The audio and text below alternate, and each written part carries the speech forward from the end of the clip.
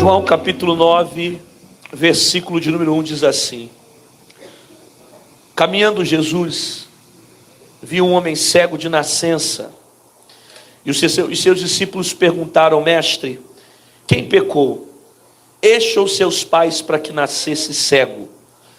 Respondendo Jesus: Nem ele pecou, nem seus pais. Foi para que se manifestasse nele as obras de Deus. É necessário que façamos as obras daquele que me enviou, enquanto é dia. A noite vem, quando ninguém pode trabalhar. Enquanto estou no mundo, sou a luz do mundo. Dito isso, cuspiu na terra, e tendo feito lodo com a saliva, aplicou aos olhos do cego, dizendo-lhe: Vai, lava-te no tanque de Siloé, que quer dizer enviado.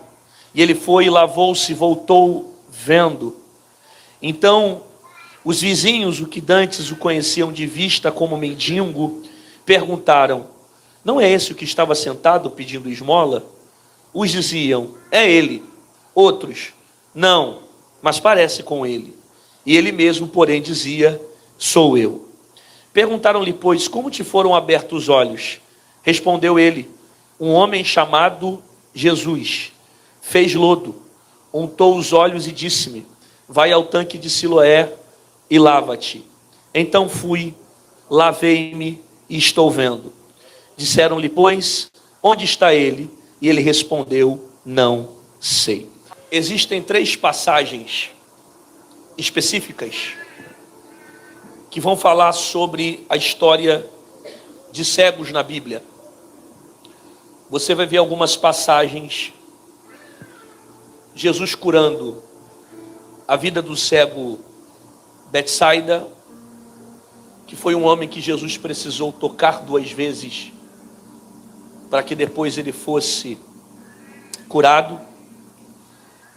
Existe uma segunda passagem que vai falar sobre o cego de Jericó, que estava no caminho mendigando, e de repente, ao saber que Jesus estava passando na cidade, ele clama: Filho de Davi, tem misericórdia de mim.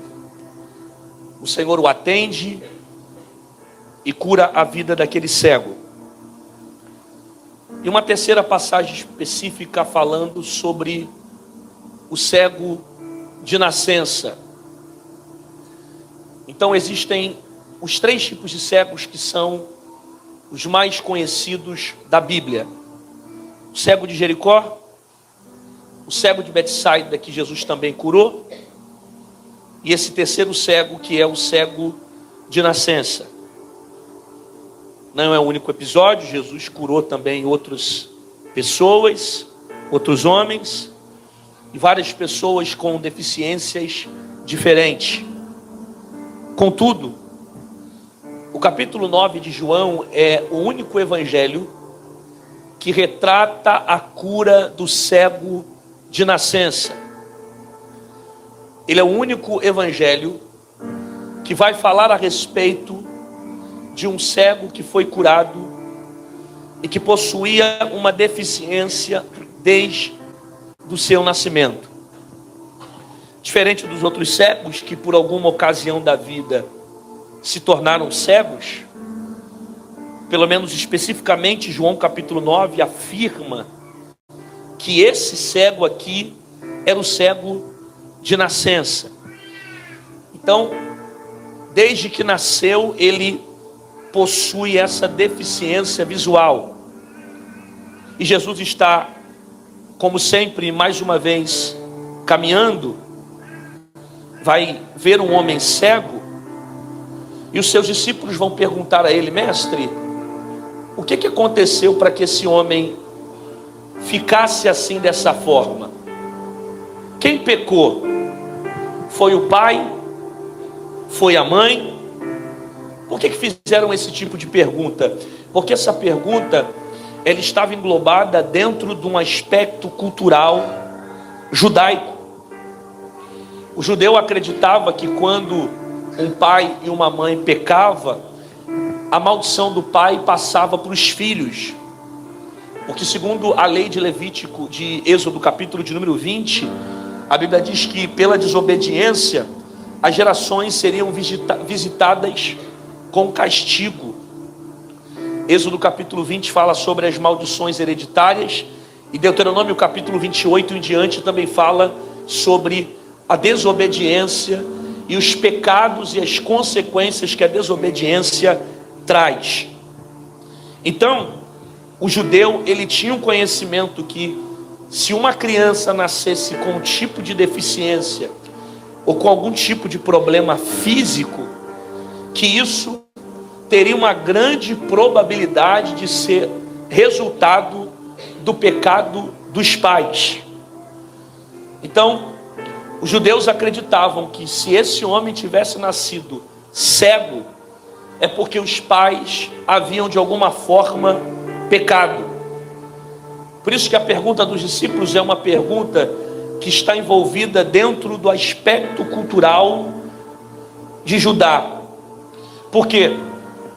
Porque eles acreditavam que a maldição do pai passava para o filho, pecado do pai que respinga nos filhos. Então quem pecou? Foi o pai? Foi a mãe? Aí o texto diz que o próprio Jesus respondeu dizendo: não, ninguém pecou. Ele nasceu assim para que se manifestasse nele a glória de Deus. Então a resposta de Jesus, ela meio que desvenda, revela, talvez todo o questionamento que esse cego vem passando em toda a trajetória da sua vida. Observe que Jesus diz que a deficiência que ele tem não é resultado de pecado. A deficiência que ele tem é resultado da manifestação do poder de Deus que chegaria no tempo certo. Ele não está doente ou está deficiente por conta do erro dos pais, mas sim para que se manifestasse nele a glória de Deus. A Bíblia diz então que Jesus resolve pegar um pouco de lodo que estava na terra. Jesus cospe no chão, faz lodo, passa nos olhos do cego, e depois Jesus dá uma ordem de comando: eu quero que você se levante e você vai até o tanque de Siloé. A Bíblia diz que o cego saiu de onde estava, foi até o tanque de Siloé, com o lodo nos olhos. Ele vai pegar a água do tanque e vai tirar a lama que estava no seu rosto. Após fazer isso, o cego saiu do tanque enxergando. Alguns que estavam próximos começaram a questionar esse acontecimento. Quem é aquele moço que está ali e está enxergando? Ele não era aquele mendigo que ficava no meio do caminho? Alguns diziam: parece-se com ele. Outros diziam: é ele. Aí o cego vai dizer: sou eu. Então os próprios vizinhos perguntam dizendo: o que aconteceu? O que fizeram para que você veja? Aí o próprio cego afirmou dizendo: olha, um homem chamado Jesus fez lodo no chão, colocou nos meus olhos, colocou nos meus olhos, mandou com que eu fosse no tanque de Siloé lavar o rosto. Eu lavei o rosto e quando eu voltei, saí vendo. Quem é esse homem? Jesus. O que ele fez? Tacou lama no chão, cuspiu no chão, fez lodo, colocou nos meus olhos, em seguida mandou eu ir para o tanque de Siloé. Eu lavei e eu saí vendo. Esse milagre ficou registrado diante dessa história, de modo que todos viram o poder e a glória que Jesus demonstrou ter. E muitos questionaram porque o milagre aconteceu no dia de sábado, mas Jesus ali mostrou mais uma vez o poder que ele tem de fazer inclusive cego de nascença ver. Existem algumas observações aqui dentro desse texto que é de grande valia.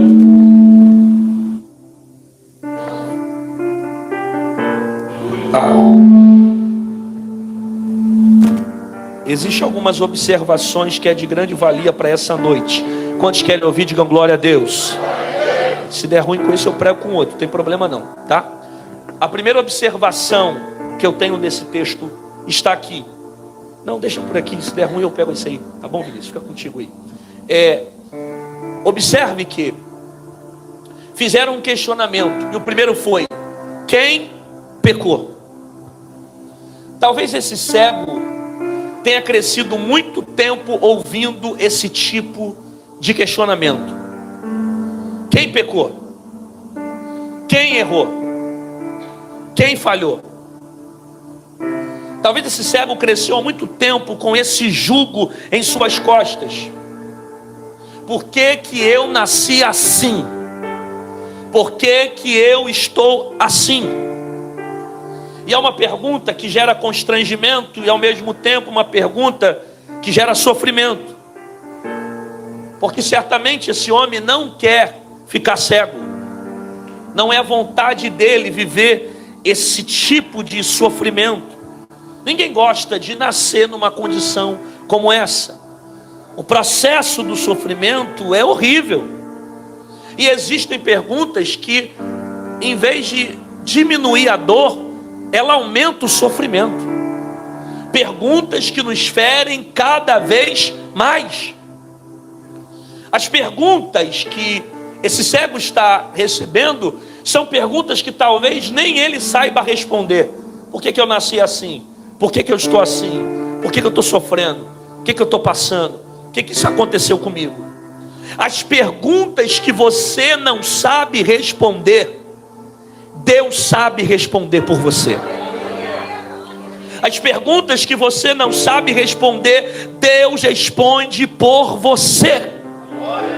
Questionamentos que você não entende o porquê da vida, as ocasiões da vida, as circunstâncias da vida, Jesus sabe responder por você. Os questionamentos, as inflamações da alma, os desentendimentos na infância, na adolescência, na juventude, os abusos, os porquês que nós temos porque não entendemos, as perguntas que nós fazemos e não sabemos a resposta, Deus tem a resposta que nós precisamos. Agora, o que eu preciso também entender dentro desse contexto é que existem situações, existem pessoas que o próprio Deus coloca na história para provocar o nosso milagre. Eu vou repetir isso. Existem pessoas que Deus usa para provocar o nosso milagre. Você lembra da história daquele paralítico que estava descendo pelo telhado? Jesus olhou para ele e disse assim: perdoados estão os seus? Aí os fariseus começaram a questionar em pensamentos: quem é esse homem para perdoar pecados? Jesus, como lê pensamentos, ele respondeu dizendo: para que saibas que o Filho do Homem tem poder de perdoar pecados. Paralítico, levanta e anda. Perceba, aquele paralítico, ele não iria andar. Ele só andou porque os homens naquela ocasião estavam questionando o poder de Jesus de perdoar pecados. Então, porque alguém provocou Jesus, duvidou do poder de Jesus, Jesus, para mostrar a sua glória, ele virou para o paralítico e disse: levanta e anda. Da mesma forma que Jesus estava passando no caminho, o texto diz que Jesus estava passando no como ele passava em vários caminhos, como ele passava por várias multidões, e haviam pessoas doentes, e haviam pessoas enfermas, só que alguém está provocando Jesus aqui. Alguém está dizendo: por que que esse cego nasceu assim? Existem pessoas que Deus usa para provocar o nosso milagre.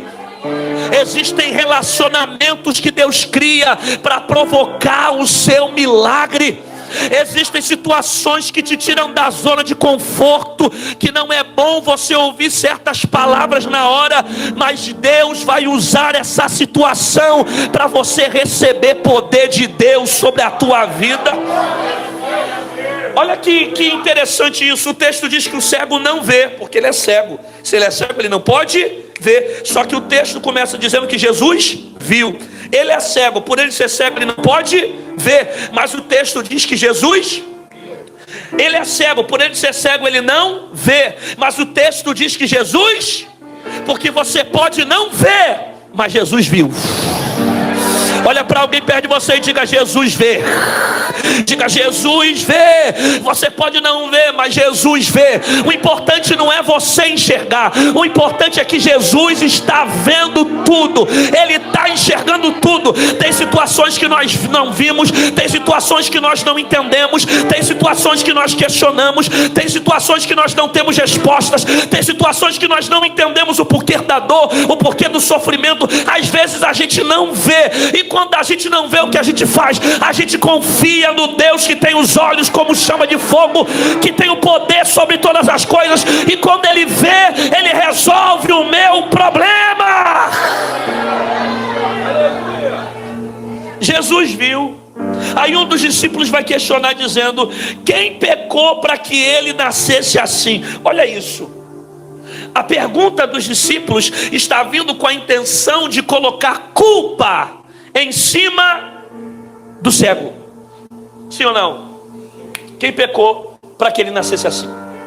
Certamente essa não é a primeira vez que o cego deve ter ouvido essa expressão, porque ele é judeu, está dentro de um ambiente judaico. Os judeus acreditavam que quando a criança nascia com deficiência, a maldição dos pais estava sobre os filhos. O pecado dos pais estava sobre os filhos. Então nós estamos falando de um homem que pode ter crescido a vida inteira com uma culpa. Por que eu nasci assim? O que eu fiz? O que meu pai fez? O que aconteceu? Eu não mereço passar por isso. São questionamentos que também nós fazemos na vida. Por que nós passamos por isso? Por que eu estou carregando isso? Por que eu estou passando por esse processo? Por que isso aconteceu comigo? Porque logo eu, o que eu fiz para merecer isso? Só que a resposta de Jesus é uma resposta que vai tirar a culpa do coração do cego. Porque nem ele pecou, nem o pai pecou, nem a mãe pecou. Então Jesus aqui, ele está dando uma resposta que está tirando a culpa do cego. Porque antes de Jesus começar a resolver o seu problema, antes de Jesus te fazer enxergar, antes de Jesus te fazer ver, Ele quer tirar primeiro o peso que está dentro da tua alma. Porque não adianta você sair vendo do lado de fora, se você continua cego do lado de dentro. Então primeiro Jesus quer tirar a culpa da tua alma. Olha para alguém perto de você e diga: tira a culpa dos seus ombros hoje. Diga: tire a culpa dos seus ombros hoje. Você não é culpado da infância que você teve. Seus pais não foram culpados do sofrimento que você viveu. Eles só reproduziram aquilo que a vida ensinou para eles. O que você não entendeu ainda é que tudo já estava debaixo da história de Deus. Deus já havia marcado a sua história, e aquilo que você pensou que é para a tua vergonha, na verdade vai virar no maior testemunho da sua família. Balança alguém perto de você e diga: faça as pazes com o teu passado. Diz: faça as pazes com o teu passado. Eu fui abusado porque eu não tive pai. Eu fui abusado porque eu não tive mãe. Eu fui abusado porque eu passei problema com o primo. Eu tive um problema com o tio. Eu tive um problema com o pai. Meu problema foi no casamento. Eu nunca vou ser feliz porque eu passei guerras. Eu nunca vou ser feliz porque eu passei problema no trabalho. Eu passo luta no trabalho. Todo mundo me manda embora. Eu não fico em lugar nenhum. Eu estou traumatizado com a vida. Eu confiei segredos para um amigo e de repente ele me traiu. Eu estou debaixo de culpa. O diabo está tentando culpar teu coração, dizendo que você nunca vai ser feliz, que você está assim por causa daquilo que você fez, pelo aquilo que o teu pai fez, por alguém que fez algo com você, para que você cresça com culpa, para que você fique pesado, encurvado, para que você não tenha força de estar na presença de Deus. E a primeira coisa que Jesus vai fazer com você hoje é: eu vou tirar a culpa da tua alma, porque antes de você sair vendo, eu vou cicatrizar a tua alma. Balança alguém perto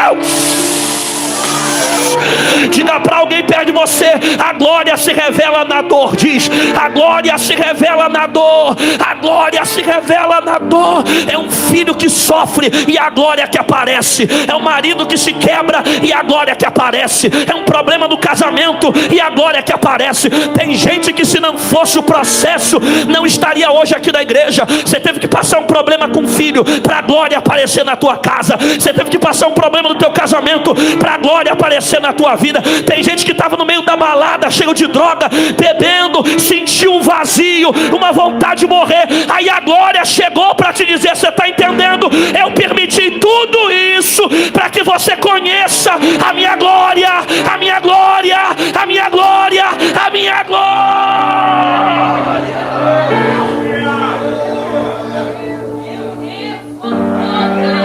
Então ele nasceu assim para que se manifeste nele a glória de Jesus. Cospe no chão. Jesus pega a saliva, cospe no chão. Ele faz um lodo no chão. Ele pega esse unguento que ele fez, esse lodo, ele passa nos olhos do cego. Ele cospe no chão e faz lodo. E o texto diz que ele passa nos olhos do... Olha para mim aqui. Isso aqui é interessante, por quê? Porque segundo a cultura judaica,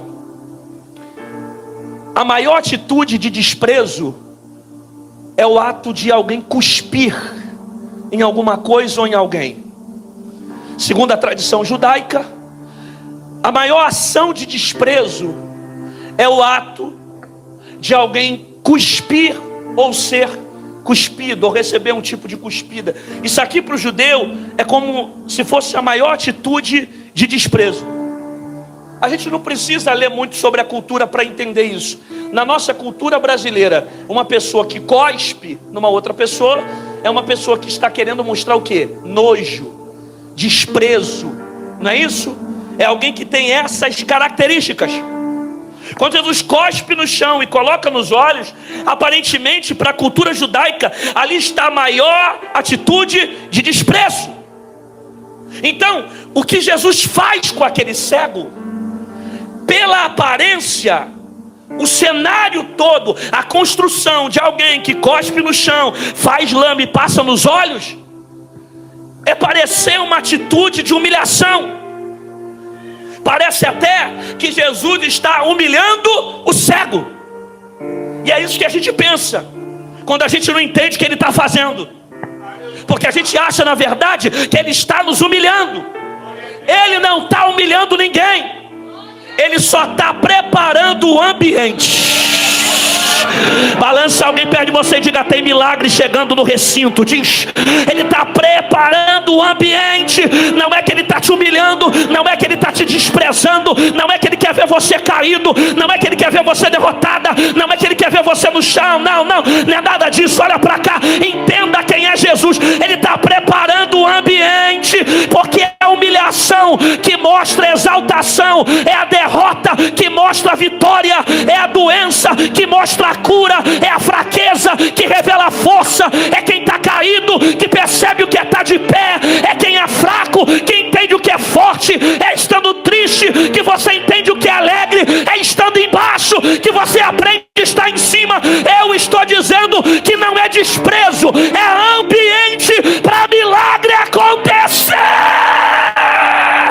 Pega na mão desse irmão que está do teu lado, balança ele, dá um chute, acorda ele, faz alguma coisa. Pega na mão dele e diga: não é desprezo, diga: não é humilhação, diga: Jesus não está te humilhando e não está brincando com você.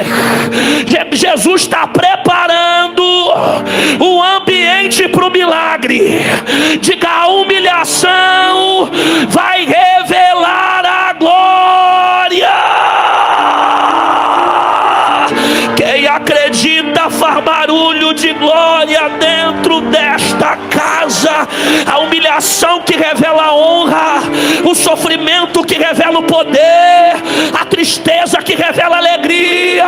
É Deus dizendo: você está achando que eu estou te pisando, você está achando que eu estou te apertando, você está achando que eu não estou vendo a guerra que você está passando com teu pai, a luta que você está passando no teu casamento. Você acha que eu não estou vendo o sofrimento? Entrou aqui achando que Deus não está vendo. Pelo contrário, é Deus dizendo: sou eu que estou cuspindo no chão humilhação para os homens, exaltação para Deus. Quem pode dar um grito de glória dentro dessa casa aqui? Vai e lava no tanque de Siloé. Grita comigo, diga vai. Não, nunca que isso é um grito. 1, 2, 3, vai. Ah, ficou bom, mas agora que repita. 1, 2, 3. Pss, olhe para cá. Jesus toca e depois Jesus dá uma direção. Jesus diz, vai e lava no tanque de Siloé. Porque Jesus nunca vai te tocar para você ficar parado. Não, vou repetir para quem está dormindo. Jesus não te toca para você ficar parado. Diga para alguém perto de você, depois do toque você anda. Depois do toque você anda, você anda, você anda, você anda. Você anda, você anda, você anda, anda. Ele te toca para você andar.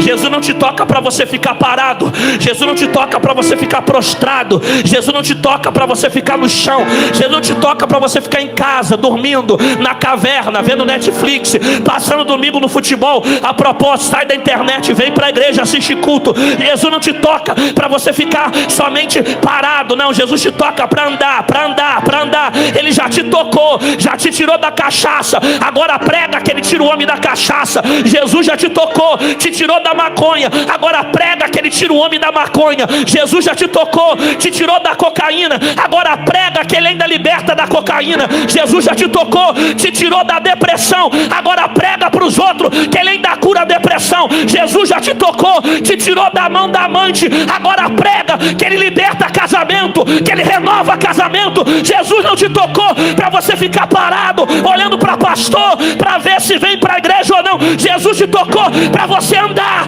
andar, andar. Ide por todo mundo e pregai o evangelho a toda criatura. Anda, vai e lava no tanque de Siloé. Aí o texto diz que ele foi e lavou-se e voltou vendo. O texto diz que ele foi, aí ele se lavou. E o texto diz que ele voltou. Pergunte para mim por quê? Não, ninguém quer saber. Só a irmã quer saber, mais ninguém. 1, 2, 3, vai. Não. 1, 2, 3, vai. Jesus te toca, mas é você que se lava. Você era para ter agarrado na lâmpada. Vou repetir isso aqui. Jesus te toca, mas é você que se lava. Balança alguém perto de você e diga, é você que se lava. Diz, é você que se lava. Jesus te toca, mas você se lava. Jesus te toca, mas você que se lava. Jesus te toca e você tira a lama. Jesus te toca e você tira o pecado. Jesus te toca e você mantém a santidade. Jesus te toca e você sai do mundo. Jesus te toca e você sai do pecado.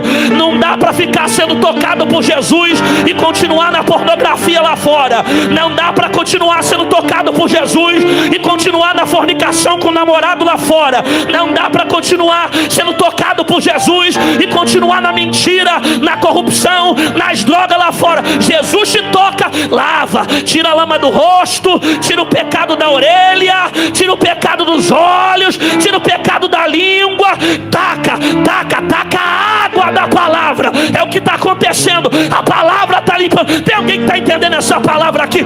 Há um tanque de Siloé na igreja. Quem mergulha no tanque sai limpo. Jesus já te tocou, agora está dizendo, lava teu pé, lava tua língua, lava teus olhos, lava tua boca. Pergunta para esse irmão, vai dar agora ou vai continuar sujo? Pergunta, vai dar agora? Lava teu pé, lava tua boca, lava tua língua, lava teus olhos. Ele já te tocou, agora é você que lava. Sai da bebida, sai da cachaça, sai da maconha, sai da mentira.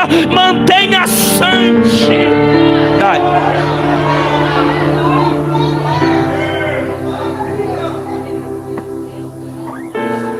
Não é esse aquele que estava sentado mendigando? Alguns diziam, parece com ele. Outros diziam, eu acho que é ele. Aí o texto diz que ele vai passar e vai dizer, sou. Ele vai dizer, vai passar e vai dizer, sou. Olha isso, olha isso. durante muito tempo, os próprios conheciam ele como um cego. Os próprios conheciam ele como um deficiente. Os próprios conheciam ele como alguém que vivia mendigando, uma vida desprezada. Só que agora, aquilo que muito tempo machucava ele, virou testemunho para o meio da sua vizinhança. Empresta a tua boca para Jesus e diga para pelo menos 4: aquilo que te machucava vai virar testemunho. Diz: aquilo que te machucava vai virar testemunho. Aquilo que te machucava vai virar testemunho. Você vai pregar para sua família, você vai pregar para sua casa, você vai pregar para os seus irmãos. Eu vou repetir: a sua história vai virar testemunho. Aquilo que te feria, aquilo que te deixava para baixo, aquilo que te fazia mal, vai virar testemunho para a tua rua.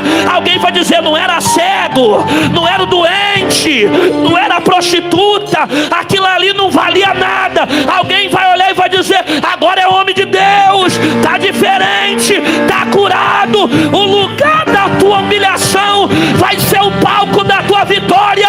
E quem recebe isso, solta a metralhadora de glória a Deus aqui nessa casa. Os vizinhos vão perguntar, e os vizinhos vão questionar: é você mesmo? Então diz para mim, o que aconteceu? Os vizinhos vão dizer, vão perguntar: o que aconteceu? Olha para cá, olha para mim. Você está entendendo que Jesus permitiu você nascer cego? Jesus permitiu você passar um processo de muita dor na sua vida, para que depois lá na frente tudo que você passou se tornasse uma oportunidade para você falar de quem te tirou daquele estado. Você está entendendo que tudo que você passou vai servir para lá na frente você falar de quem tem poder.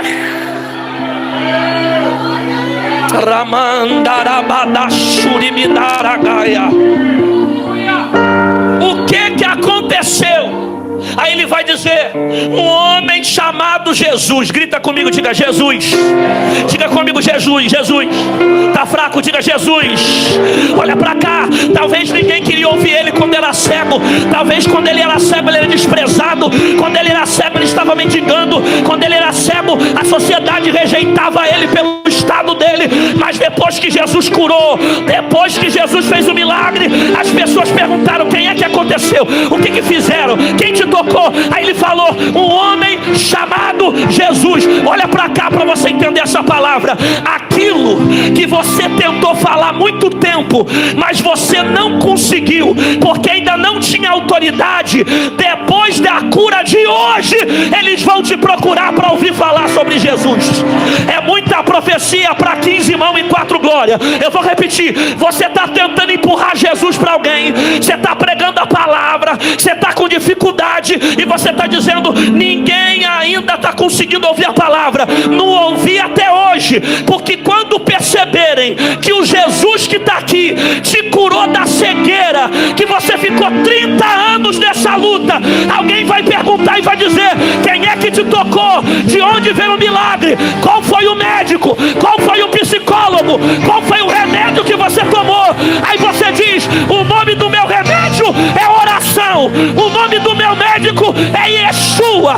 O nome do meu plano de saúde é Rei dos Reis e Senhor dos Senhores.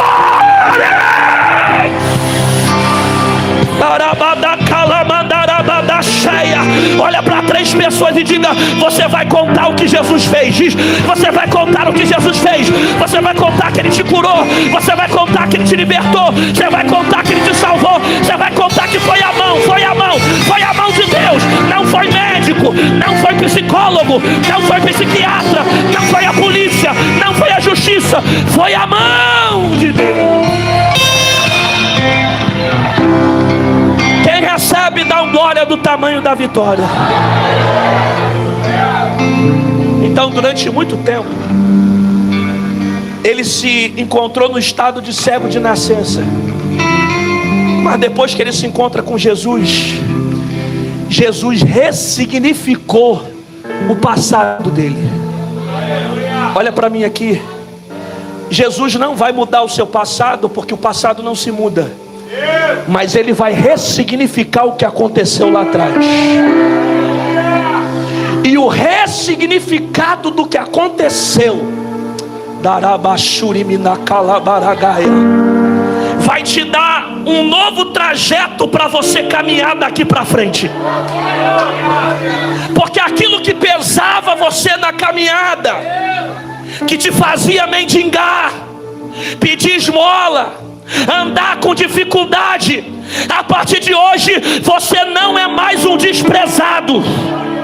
A partir de hoje, Jesus vai ressignificar, e as pessoas vão querer beber da água que você está bebendo, tomar o remédio que você tomou, e quando elas te procurarem, você vai dizer: eu conheci um Cristo que me tirou do mundo, que me deu visão. Eu era cego, eu era nu, eu era pecador, eu estava caída, mas a mão de Deus foi lá, me tirou do meio da lama. Ele fez o que meu pai não poderia fazer, Ele fez o que o mundo não poderia fazer.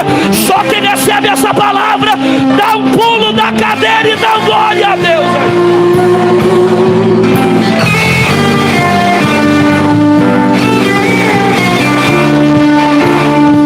Abrace alguém perto de você e diga: Jesus está ressignificando o seu passado.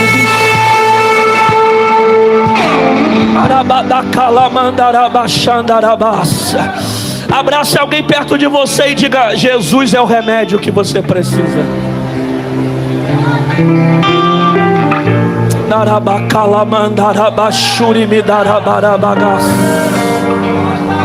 Isso, adore ao nome de Jesus aqui nessa casa. Chame a presença de Jesus aqui nessa casa.